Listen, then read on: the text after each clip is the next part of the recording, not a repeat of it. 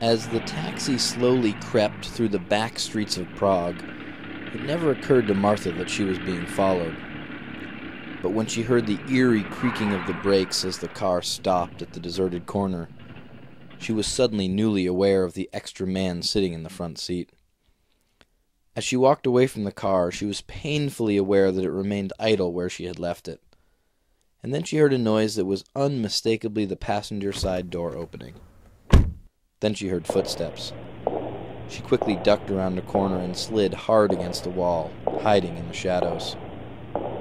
Through the darkness, she could make out the form of the man, and now she could see that he wore a uniform.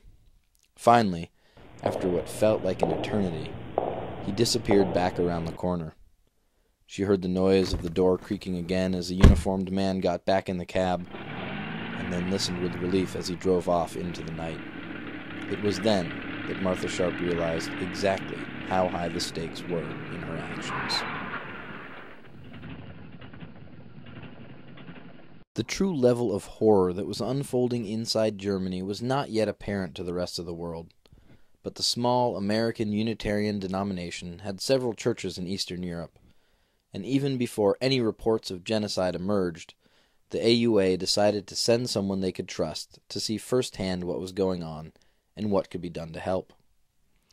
After being turned down by their first 16 choices, the denomination turned to the Reverend Waitstill Sharp, the pastor of a small congregation in Wellesley, Mass. Waitstill had a young family, making him an unlikely choice for such a dangerous mission. But Waitstill was not alone. His wife Martha, an active social worker in Boston, was every bit the kind of person you would want to send on such a journey.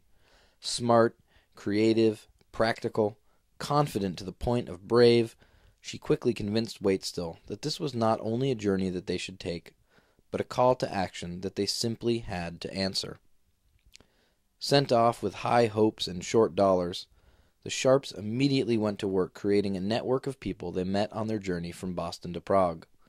Ship captains, diplomats, visa clerks, innkeepers, restaurant owners, rich and poor, the Sharps not only befriended all they met on this journey, but they also connected them to each other. On that journey, the Sharps created a network of hundreds of ordinary individuals who would work together, most without ever knowing the names of those they worked with, to help move thousands of Jewish children and hundreds of other political refugees safely to the United States over the next several years. And I think that this is an especially important message for us to hear today. It is now almost accepted as fact that the problems of the world have gotten so large that it is relatively impossible for any one person to make a difference. But it is just this kind of apathy and hopelessness that the story of the Sharps and the founding of the Unitarian Service Committee responds to. Waitstill and Martha are historical accidents, the 17th choice of a small religious denomination, underfunded, inexperienced, with young children back at home. This is not, on paper, the dream team anyone would assemble to save thousands of people from a force as powerful as the Nazis seemed then. Yet, despite these long odds, Waitstill and Martha are two of only 3 Americans ever to have been recognized by the State of Israel for their work saving Jewish refugees. So how then can we make a difference as individuals? We cannot all be just like the Sharps, but we can all be just like the people that helped them. As much as this is a story about an ordinary couple that accomplished extraordinary things, it is also the story of the hundreds of ordinary people that helped them. As Nelson Mandela famously said, "Our deepest fear is not that we are inadequate. Our deepest fear is that we are powerful beyond measure. It is our light, not our darkness, that most frightens us. And as we let our own light shine, we unconsciously give others permission to do the same.